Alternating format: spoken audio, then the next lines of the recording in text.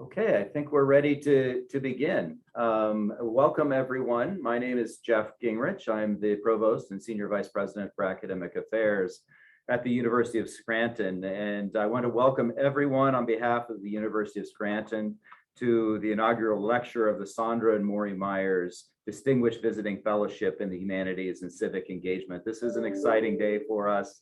The pandemic put a few of these discussions on hold. And so we're very excited and so pleased to have Secretary Lonnie Bunch here as our inaugural speaker, who I will introduce in just a second. First, I want to tell you about the Sondra and Morey Myers Fellowship. This fellowship was established to honor two people who many of you know very well. Sondra and Morey Myers have encouraged civic engagement and cultural excellence for the betterment of the university, the city of Scranton, and the country. Sondra has a long and distinguished professional career in the humanities and civic life, and we're so fortunate at the university to have Sondra leading our own Schemmel Forum. Morey has a long history of distinguished legal advocacy and so many stories that we could be here all day hearing about his stories and his contributions and Sondra's contributions to our country and especially to the city of Scranton. The Myers Fellowship will be housed in the university's Slattery Center for the Humanities and will help to advance the university's efforts to bring renowned scholars, artists, and thinkers to Scranton to share their work and enrich cultural and civic activity at the university and in Scranton. I want to particularly thank, and I know they're out here, there somewhere, the Myers' son, David Myers, and his wife, Nomi Stoltensberg, for their efforts to establish this fellowship and the program. So thank you, Nomi and David, for all you've done. In the future, Myers Fellows will come to campus for a few days to spend time with us and to bring their vision. We're finalizing plans. I'm very excited about this for fellows in both the spring and fall of 2022. And I think you all will be very excited about some amazing people who will come to honor Sondra and Morey and to enrich our campus. As I said before, it's truly an honor to have Secretary Lonnie Bunch with us today. Lonnie Bunch III is the 14th Secretary of the Smithsonian. As Secretary, he oversees 19 really incredible museums that I think many of us have experienced, 21 libraries, the National Zoo, numerous research centers, and several education units and other centers. Previously, Secretary Bunch was the director of the Smithsonian's National Museum of African American History and Culture, which is a whole exciting, huge project in itself. I want to just say his bio notes that when he started as director in July 2005, he had one staff member, no collections, no funding, and no site for a museum, but driven by optimism, determination, and a commitment to build a place that would make America better. And Bunch transformed that vision into a bold reality, which has really become a centerpiece of Washington, D.C. Before his appointment as director of the museum, Secretary Bunch served as the president of the Chicago Historical Society. He has also provided leadership to other Smithsonian institutions in the past and served as curator at the California African American Museum in Los Angeles. A widely published author, Secretary Bunch has written on topics ranging from the Black military experience, the American presidency, and all Black towns in the American West, all the way to diversity in museum management and the impact of funding and politics on American museum. And his most recent book chronicles the creation of the National Museum of African American History and Culture, called A Fool's Errand.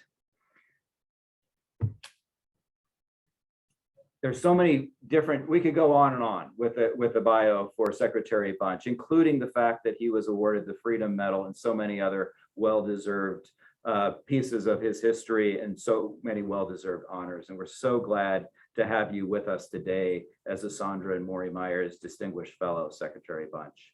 Leading the discussion with Secretary Bunch today is our own Dean Michelle Maldonado and Professor Matt Meyer. Dr. Michelle Maldonado is the Dean for the College of Arts and Sciences at the University of Scranton, and Dr. Matt Meyer is Professor of Philosophy and Faculty Director of the Slattery Center for the Humanities. So rather than a formal lecture today, Dean Maldonado and Dr. Meyer will be discussing a series of questions with Secretary Bunch. Afterwards, there'll be time for a few questions that you can ask, and you can feel free to type them into the question and answer box at the bottom of your screen. I'll be monitoring those and leading those questions later. I know we have an auditorium full of students out there that I think are actually sitting with Sondra and Morey, and I believe you can ask Dr. Pratt to input questions if you have any questions you'd like to put in. So without further ado, I will turn this presentation over to Michelle and Matt, and again, welcome Secretary Lonnie Bunch. Thanks for being with us today. Thank you, Provost Genrich. And I just want to echo the welcome from the university. I am so excited for us to be hosting you. I even forgot to turn off my camera in the beginning. It was the one thing I was supposed to do. So again, I just want to warmly welcome you on behalf of the college and the university. And so our first question is, both in and outside the academy, we have, the past decade has been marked by critiques of the value of the humanities. And we at the university have really recommitted ourselves to the humanities and a liberal arts education. So how would you respond to those skeptical of the value of the humanities and their importance? Well, first of all, let me thank you for letting me be part of this. And Sondra and Morey are people that I admire so much. So it's really my honor to be with you. So thank you. I've always been struck by the simple fact that if we ignore the value of humanities, it's really at our own peril. In many ways, at a time when a nation is ripe with partisanship, divided, we're better than the humanities to find understanding. We're better than humanities to be the glue that helps to hold a nation together. And we're better than the humanities to do something that is crucially important. Far too often, Americans look for simple answers to complex questions. Yet the humanities helps us embrace ambiguity, helps us understand nuance, subtlety, evolutionary change. In some ways, if we could help our nation embrace ambiguity through the humanities, what a contribution we would make. Because in essence, what the humanities really do is they provide the glue that holds us together. In many ways, I think that the challenge with the humanities is sometimes those of us that are trained in the humanities know how important they are and celebrate that value, but I'm not sure we articulate it well enough to the general public, even to our students. So for me, the humanities are really the way that a nation can define reality and still give hope. So if I could ask a follow-up, because this is something I struggle with as a scholar of the humanities, how can we do a better job of articulating it to both our students or whichever public you'd like to sort of think about, address? Well, I think first of all is recognize that's a part of our job, that there is a public component to the work we do. And I think it is then collaborating with cultural institutions, collaborating with places where people come in a trusted sense to really learn from and make sure people understand the value of the humanities. I think a lot of it is that we hide our light under our own bushel basket, and that we expect people to believe in the value of history, the value of the humanities, but I'm not sure we articulate it as clearly, as strongly, and as regularly as we need to do. I think that it is incumbent upon us to help people remember that the humanities are not a distant discipline that is far removed from their daily lives, but that rather the humanities are really part and parcel of living a good life, living a life of fairness, living a life of hope.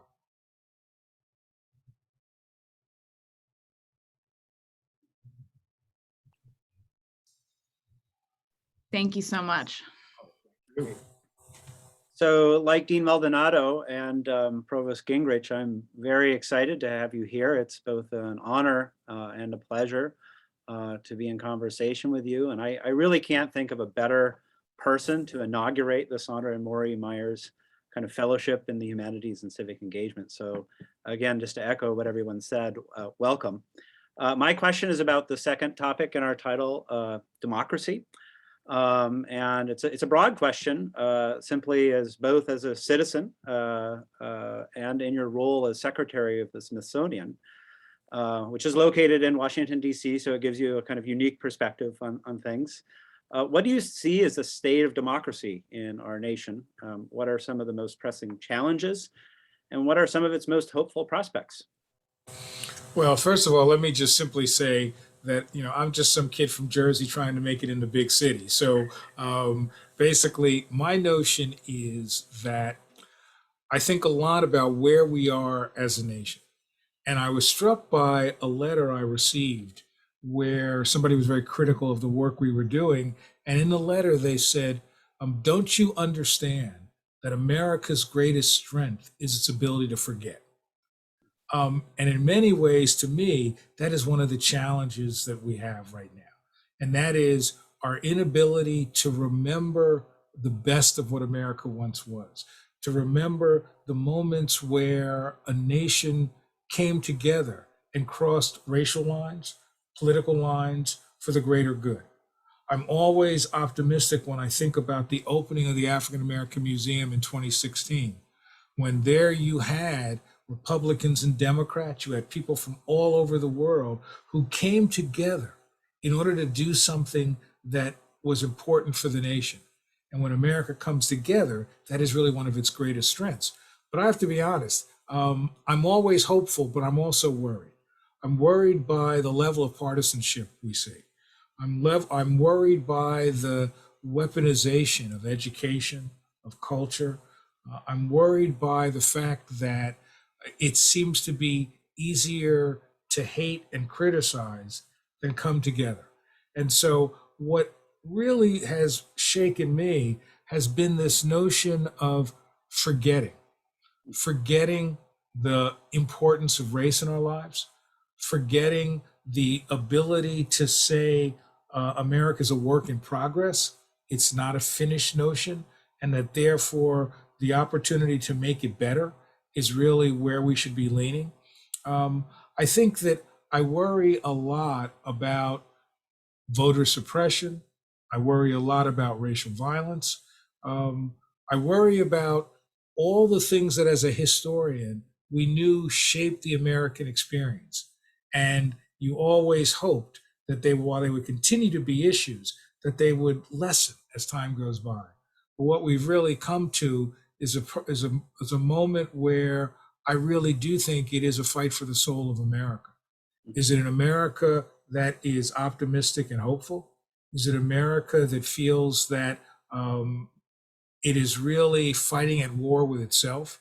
And so I guess that I would almost say that the dual pandemics of the virus and racism have really sort of led us to a tipping point, I would argue, a point where the nation will either continue over the next decade to sort of eat itself, fight itself, or the nation will find ways to come together. And I think what gives me hope are the fact that after the murder of George Floyd, to see many people, especially young people around the world, coming to say, this is an issue that matters to me. It's not whether I am Black or white or Latino, straight or gay. What it means is that this is the right thing to do, to shine light on the dark corners of the American experience. That sense gave me real hope.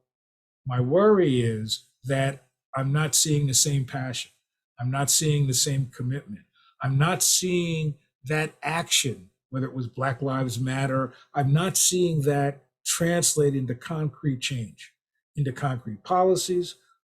So I worry that we have a lot of sound, a lot of fury, and I'm hoping it does more than signify nothing.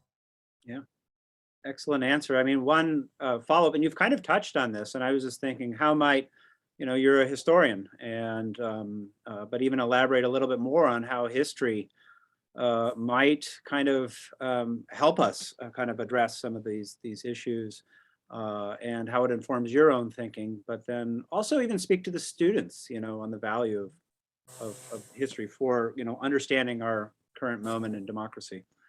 Well, I am always asked about why I'm hopeful. I'm not always optimistic, but I'm always hopeful. And part of that is being a historian, and especially being a Black American, right? I come from a community that believed in America, in an America that didn't believe in them. I come from a community that really should have been unbelievably pessimistic about the future. And yet it was a community that said there are things we can do to make America better. And for me, looking at the African American experience specifically, what I take away from it is here is a community that dreamed a world anew. Here's a community that dreamed a different America than it faced, and then worked hard with its allies to make that America a reality. And so I come away not moaning where we are, but recognizing where we once were and what changes have occurred. And when I was in a class the other day in a poorer part of Washington, and one of the students said to me that nothing has changed. People of color are still being brutalized. And I said, you're absolutely right that there are these moments.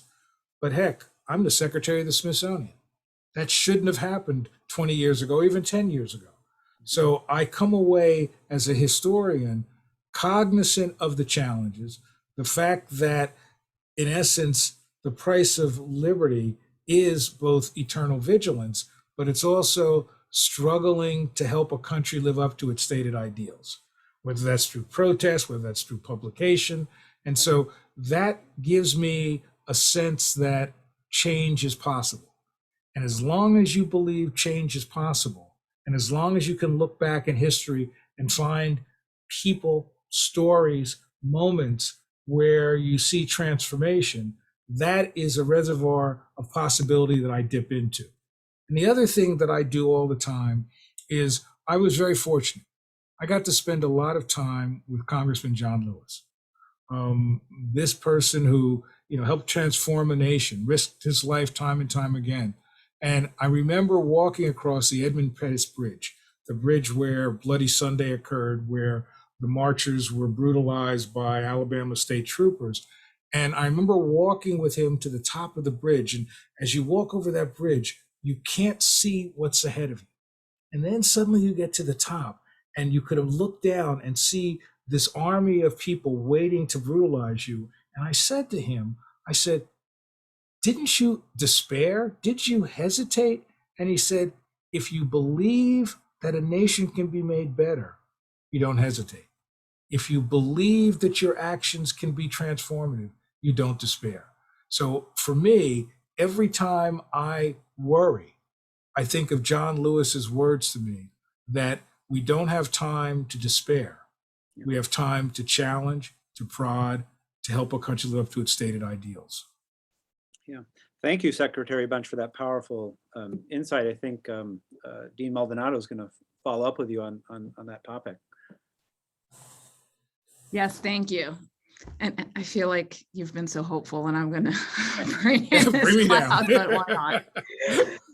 Because I think, when we talk about race relations in the United States, that there's obviously hope and there's obviously progress. But at the same time, we do have these forces that seek to preserve and even reestablish racist paradigms that have been ever present in our country's history. And today, I think, have a public voice quite comfortably that is something for many, it's quite shocking. I'm the daughter of two Cuban parents who came to the US in 1960 as political refugees. And I often think that the country that welcomed them into their arms when they came from Cuba, and that my parents raised me to love is not the same, even when it comes to issues, for example, such as immigration from the global South.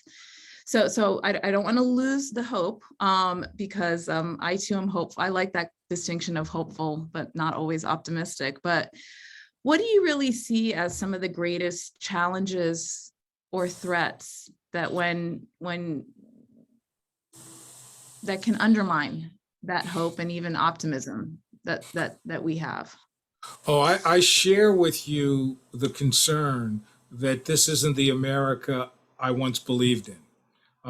And so I think that what it tells me, though, is the challenge of fighting for the America you do believe in. To recognize that there are things that I am stunned by. I am stunned by the strength of many people who refuse to have the courage to talk about history.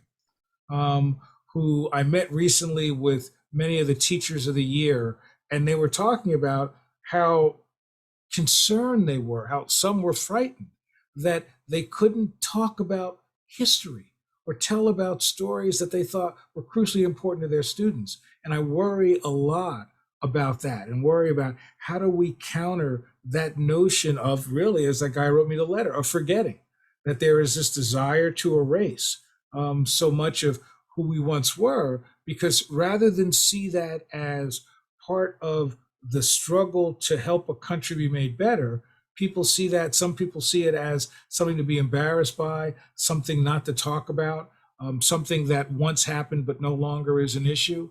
So I worry a lot about recognizing that we never get to the promised land, but we get to the point where we have to fight time and time again to make sure these issues get addressed. But I'll tell you where I sometimes despair a little bit, despite John Lewis, is my youngest daughter is a Black woman, emergency room doctor. And she talks about the treatment that the police do for people of color when they're brought into the hospital. And I thought, in a hospital, we still have these issues, and we do. And so what I guess I feel very strongly that you're absolutely right, that this is not a time to believe that these are simple issues that will pass, but rather to recognize that it's the time that one has to figure out what are the strategies, what are the organizations, what are the ways you counter the hatred that you see in social media. So that in essence, I would argue that this is a time of real struggle and that we shouldn't hesitate from the struggle, because otherwise those who believe in a different America will triumph. Well, and sort of to piggyback on that, I think I'm not unique to this. Others have written about this, is struggling with the timing of all this, right? So wanting to erase our history when finally people of color have found prominent forums and really been able to enter as either public intellectuals or leaders in ways to sort of name their history and recount it in their own voice. On Tuesday, the 1619 Project, the volume was just published. I mean, I think that's a very good example of that. So I was wondering if you could speak a little of that, because I am, if you're the daughter of political refugees, you're always a little cynical and think everything is political. And so, it is an interesting moment, right? That it's finally a point when minoritized and historically underrepresented and oppressed peoples are finally being able to name their history and their story, is when this sort of movement to erase it has began. Well, as the grandson of sharecroppers, I do believe very strongly that this is a moment that is really a reaction to the change that so many of us believe in. It's a reaction to the kinds of research that's been done, the publications that's been done, the visibility of a diverse America. I mean, this is really about, is this the gray America of the 1950s, or is it the America that we hoped would come out of the civil rights movement and all the various movements during the 1960s? And I think what you're really seeing, I don't want to overstate it, but it really is a war for the soul of America.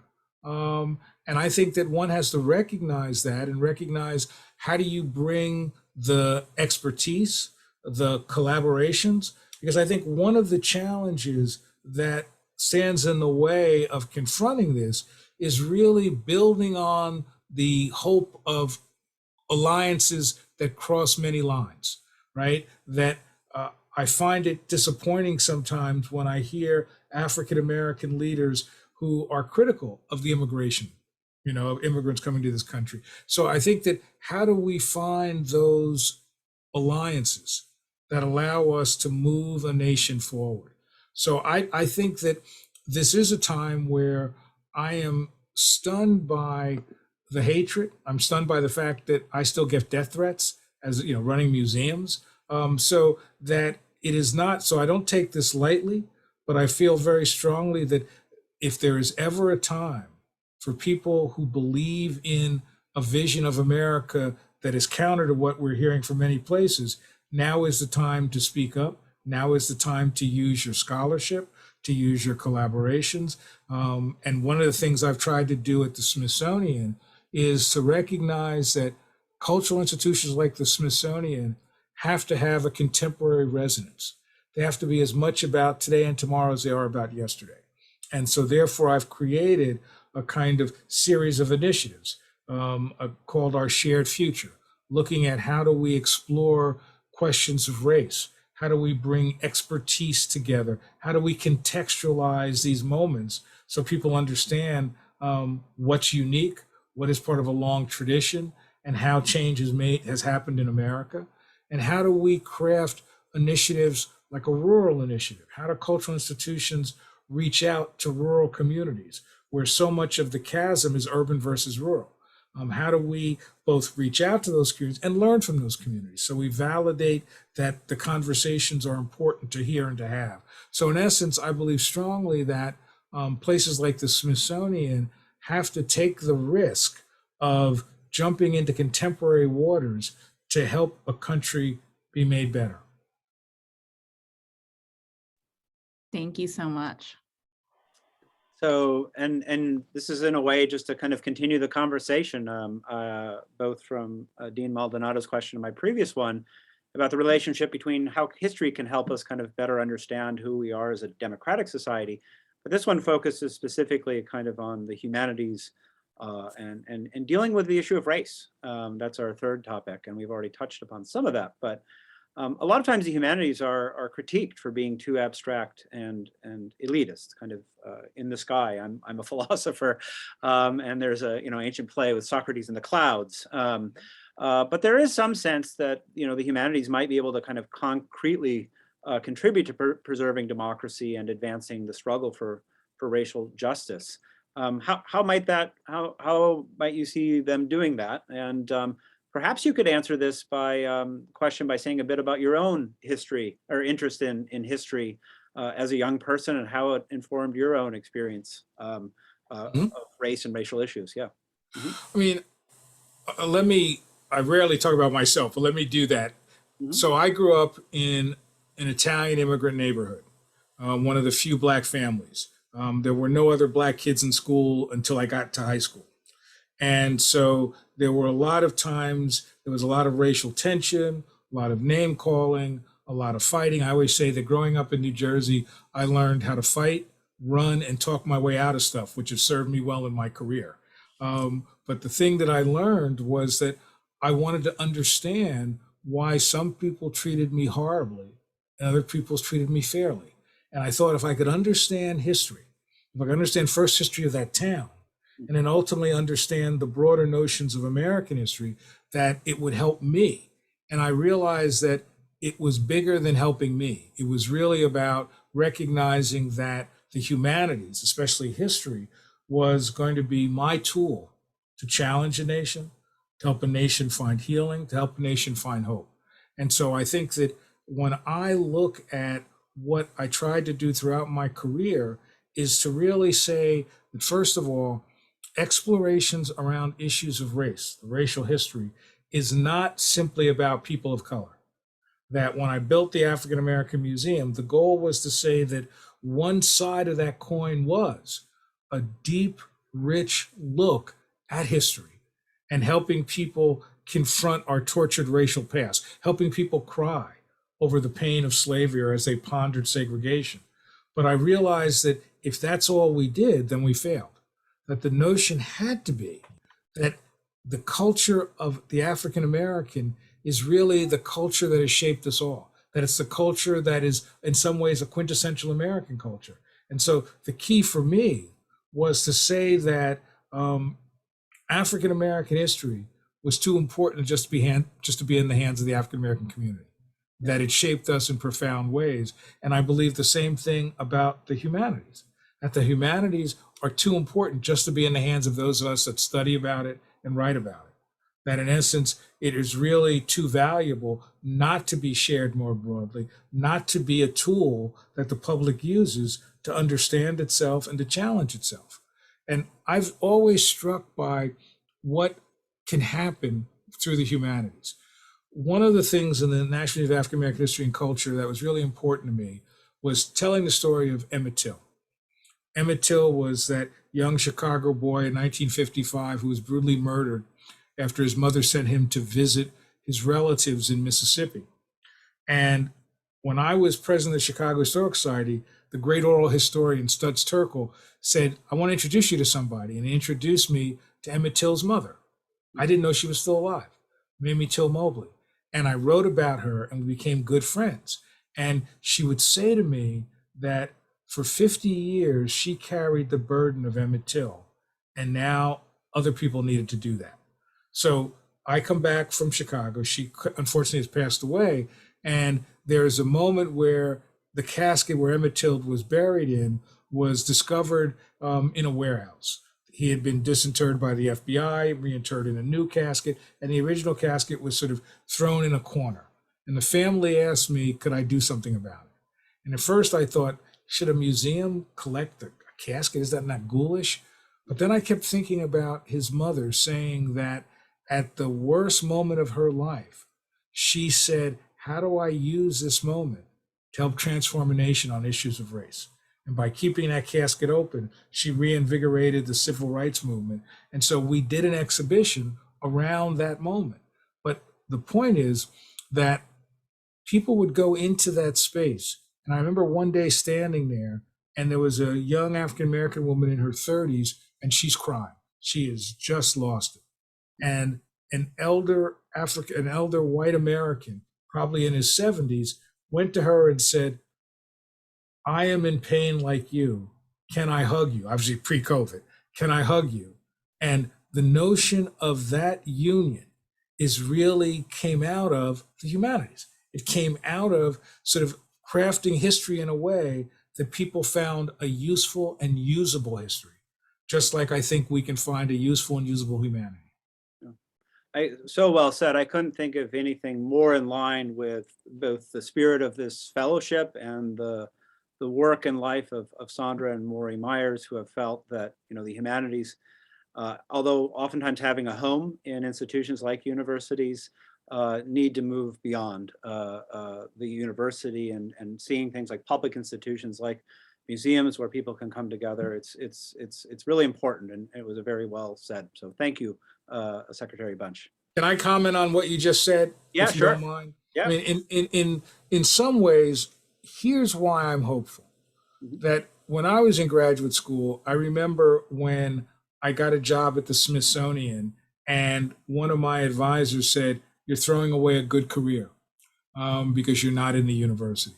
And I think the notion of recognizing the public charge that we all have as academics, that we have in universities, is really an evolutionary thing. I mean, it's changed.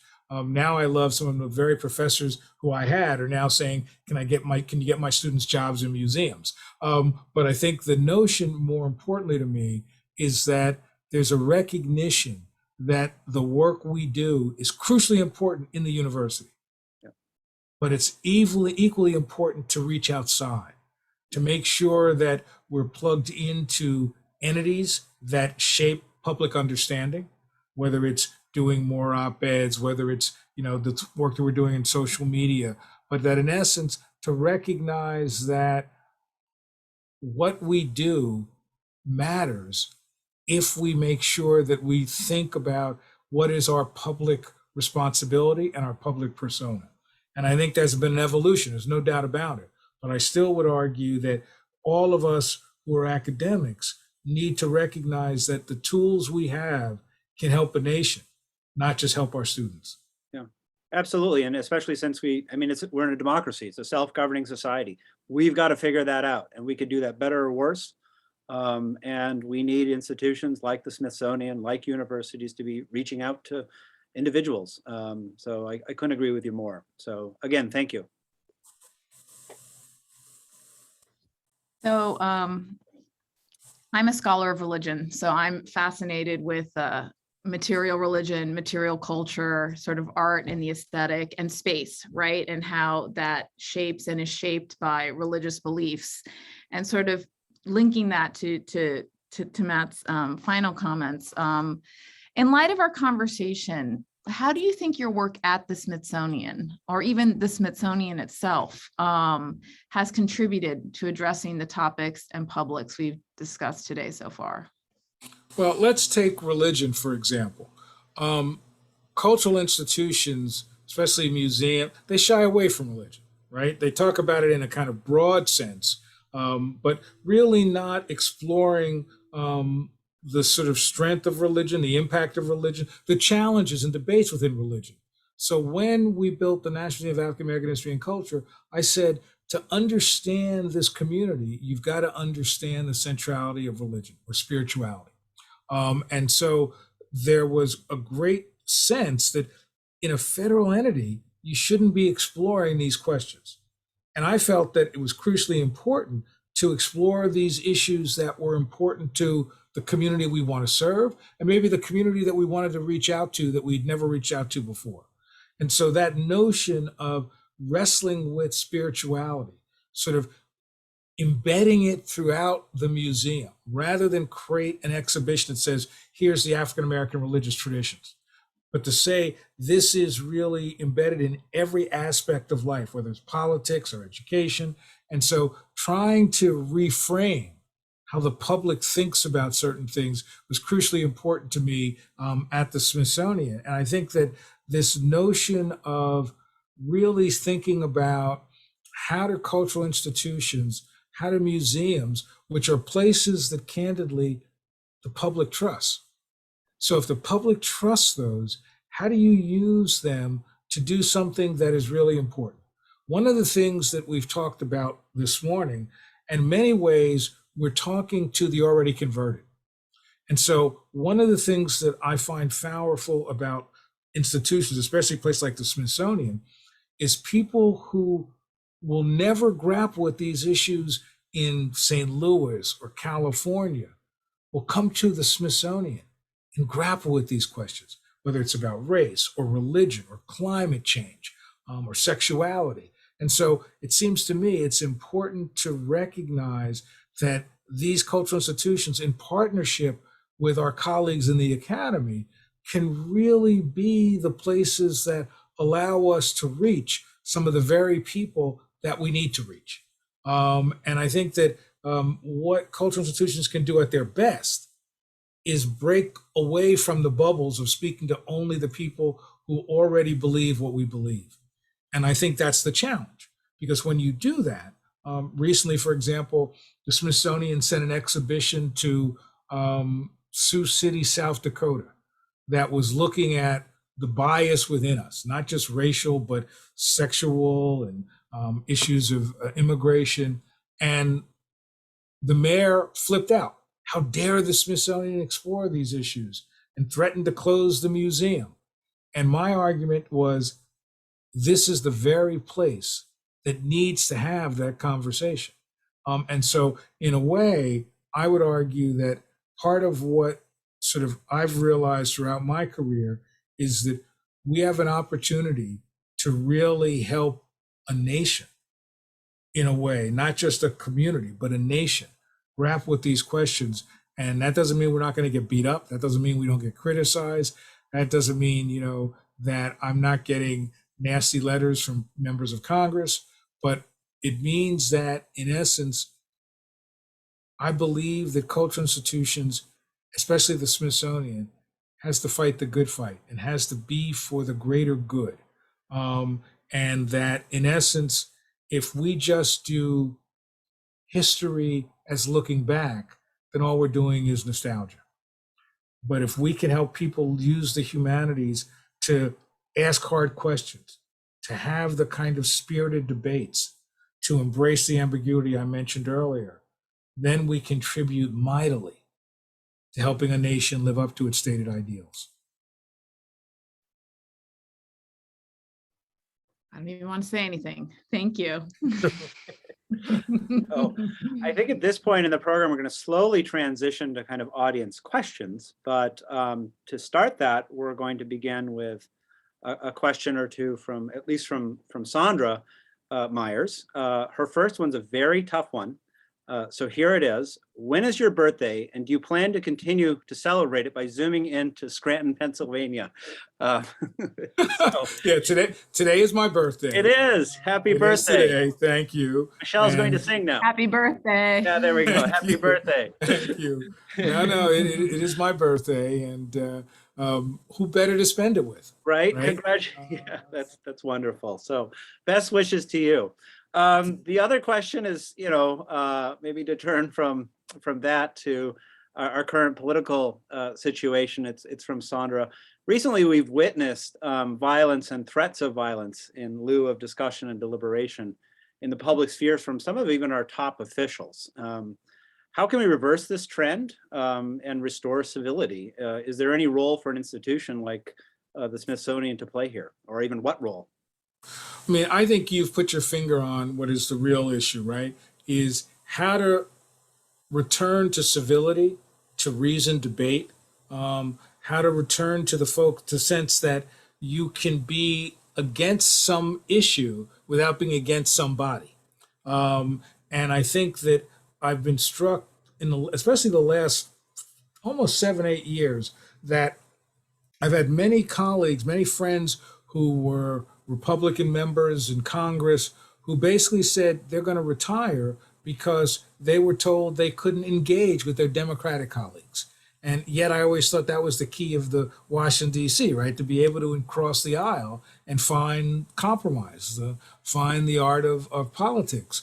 And so I think that in many ways, it's crucially important for institutions to find ways that encourage people to cross lines and have civil discourse.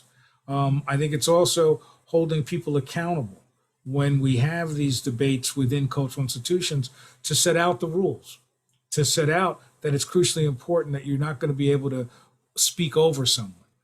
But I'll tell you where I worry. I worry greatly because so much of this is not carried out face to face, but carried out over social media. And I worry that what are the mechanisms we have to find civility there? Because in many ways, not all, but some people use social media as a cover to be able to say the worst things they would never say to you face to face. And so I think I worry a great deal about, no matter what we do, how do we bring civility to that medium? And so I don't have an answer to that, but that is really, I think, one of the things that worries me a great deal. But I'm committed to using cultural institutions.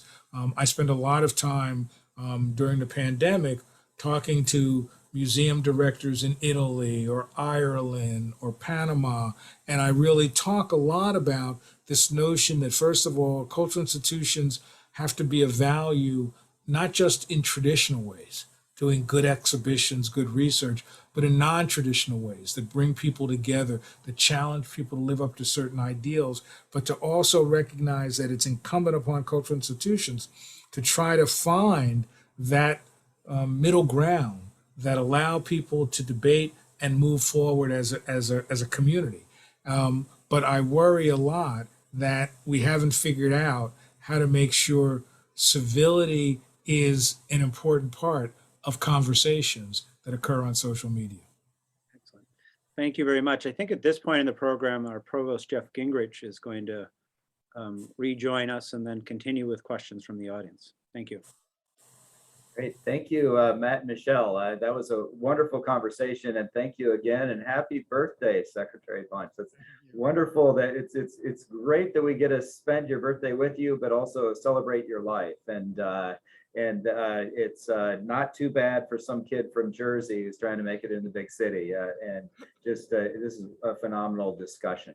But we do have a few other questions, and I'll kind of continue on with one thing that we know about Sondra and Morey Myers is that they are always the quickest with the questions. And we actually have one from Morey as well, and it's a little specific question about I'll just read it to you. The Smithsonian National Museum of African Art recently removed its Benin bronzes from display and is planning the process of potentially returning the priceless artifacts which were seized by the British in 1897. Can you tell us how the decision came about and what motivated the Smithsonian? So I would love to say to you that it was an organized process, that we really wrestled with this, and we're doing that now. But no, what happened is that I've always said that the Smithsonian has to represent the highest ethical standards.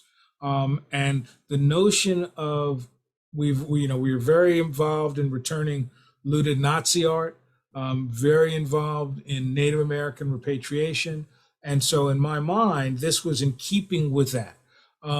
But what I've said is that let us take the Benin bronzes off display so that we can look at this process. And it really meant to do a couple things. One is, first of all, to make sure that the provenance of these bronzes were part of that looted art from the 1897 British incursion. Secondly, to really think about, okay, if we're going to return this, where does that go? I've been talking to the Minister of Culture in Nigeria. There's a brand new Benin Bronzes Museum. Looking at, is that where this goes? Then I reached out to my colleagues, the head of the British Museum and other places, and said, all right, we're thinking of doing this. And the key is the press has all said we're doing it. We're still undergoing a process. More than likely we're going to do it, but I've got to have certain questions answered. What I've suggested is that maybe, I think we have 12 bronzes, that what we do is return 10, keep 2 in the Smithsonian, but use them as part of the way to let the public understand the notion of repatriation and why we return some of these things. So we're looking at exploring it in a variety of ways, but I just believe strongly that the Smithsonian ought to be the place that holds itself to the highest standards. That's wonderful, and continues to serve as education around how these questions. I mean, I think that story in itself really serves as an education for all of us about how we go about making ethical and moral decisions as well, and holding ourselves accountable as well. Right? So my hope is when they run me out of the Smithsonian, you'll hire me. Just, just be clear. In a second. You don't even have to submit an application, Lonnie. We had a question that just came in from a student, actually, that's over in the auditorium. And this is really, we've been talking a lot about kind of domestic conversations and discussions. And so the student's question is, has Secretary Bunch had a chance to talk with world leaders about the importance of the humanities? And so thinking about the humanities on a global level, it's a great question. In some ways, that has really been what has shaped my life. I think even though I'm a trained American historian, I spent a lot of time running a project in Japan. I taught in South Africa every summer for almost 10 years. And so what I realized is that I became a better American historian when I did more work overseas. It helped me think about who the other was, helped me think about American exceptionalism. And so I think that it's really important that the fact that, in essence, the United States doesn't have a Ministry of Culture. So I would argue the Smithsonian is de facto the Ministry of Culture.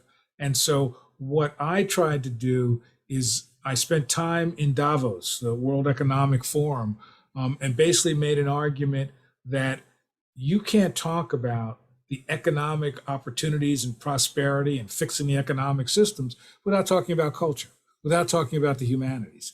So for several years, I would go and organize with a variety of people conversations about the humanities and how central they are to the kind of new world one wants to create.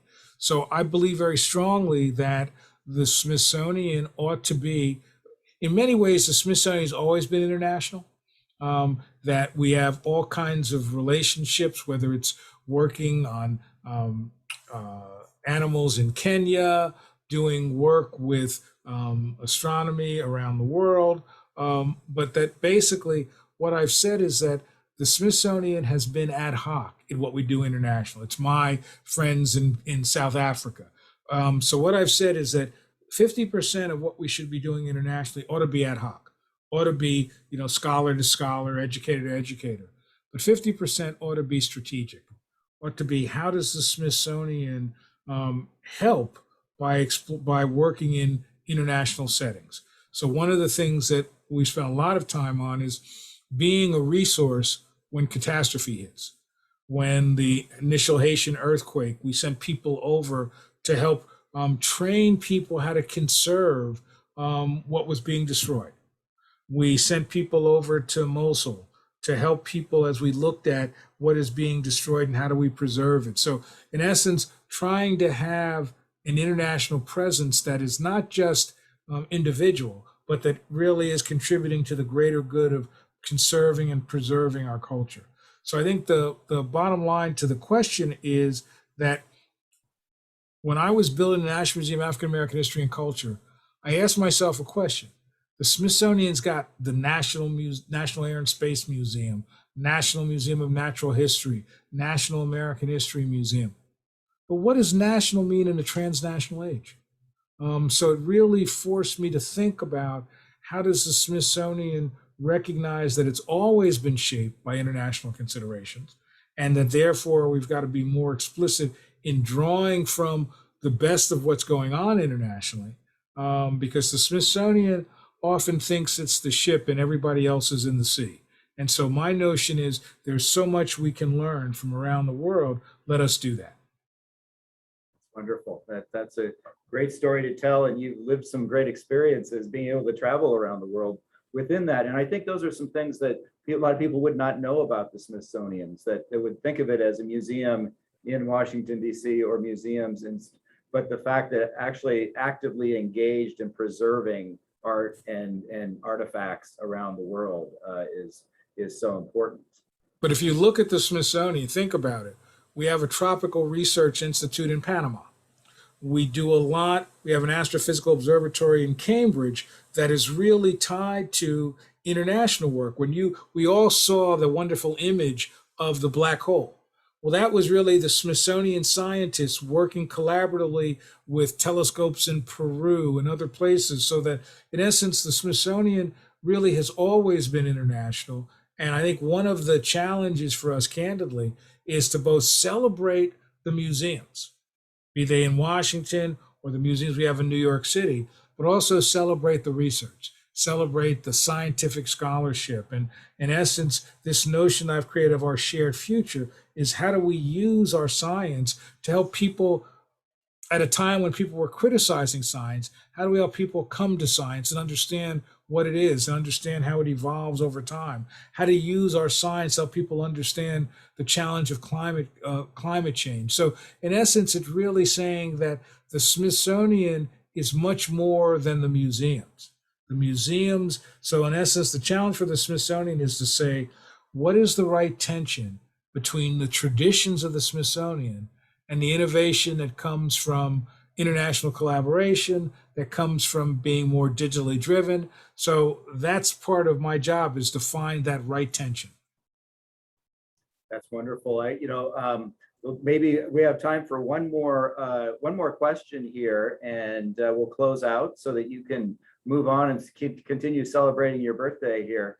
But another kind of somewhat specific question came in a little bit earlier, and I think it came out of some of the conversations you were having with Michelle and Matt. The question is this: the focus on Toni Morrison's book, Beloved, is at the center of a campaign to ban books in public schools, and that's deeply disturbing. what are your thoughts about what individuals and institutions can do about this campaign or about similar campaigns to this?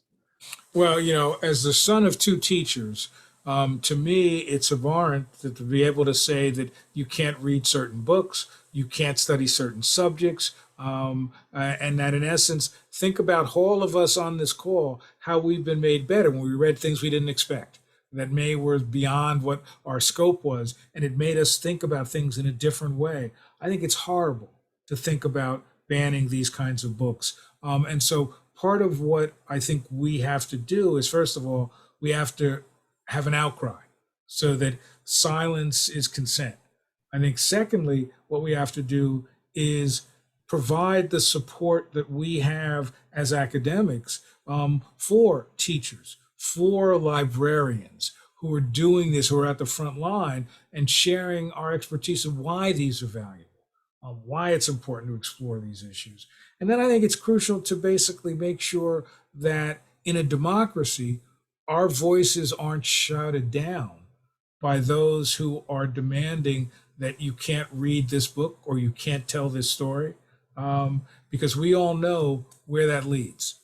As people working in the humanities, we know the pain of shutting down creativity, shutting down knowledge. And so we need to be the people out there saying, here's why that's wrong. Not that just wrong. Here's what we lose when we don't read Toni Morrison. Here's what we lose when we don't understand the history of Cuban immigrants coming to this new world. So in essence, the goal is to say, we can help the public understand not the issue, but why the issue is so important and why it is essential for us to never turn our back on knowledge.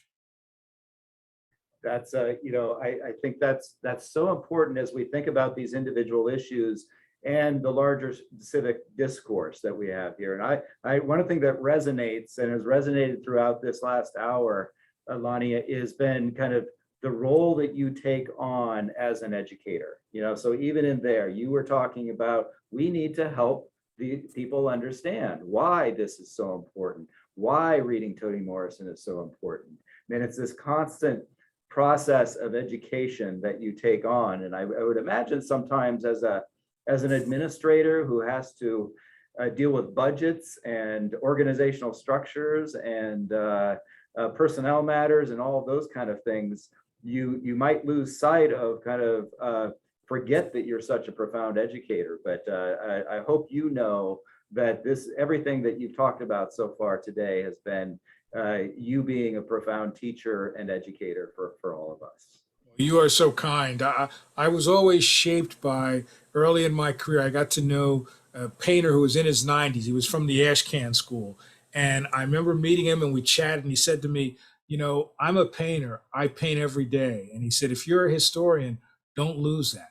Don't lose the ability to write. Don't lose the ability to. So for me, even when I'm in budget meetings, my head is going, okay, that's really important. I should figure out how to deal with this. But you know what? Let's think about Reconstruction and what it really means. So I'm always trying to make sure I never lose that sense of education. And my mom, who is 93, who calls me every day, always reminds me that my job is to help people embrace learning.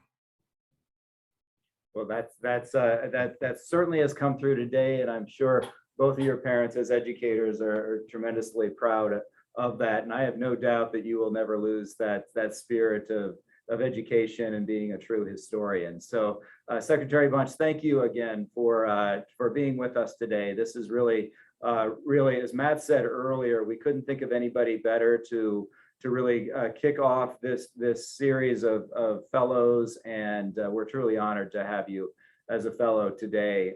Michelle, Matt, thank you so much for all you did to facilitate this conversation as well. And everyone who's out there, we really appreciate everyone coming out, albeit by Zoom today. And we know that we can kind of be together in new ways. That's one thing we learned through the pandemic, even when it's virtual. And so this has been a really wonderful hour. We look forward to talking with you all, and you'll see announcements very soon about our fellows that will be joining us in the spring and the fall. And Secretary Bunch, you can be assured that you are always have an open invitation to come to campus, whether to listen to our fellows or just to come visit and be a part of our campus community. You've now become a part of the University of Scranton family. Well, thank you very much. Appreciate the opportunity. Thank you, everyone, and have a Thank wonderful you. day. Happy birthday again. Yep. And happy Thank you. birthday. Yes. Bye-bye. Thank you.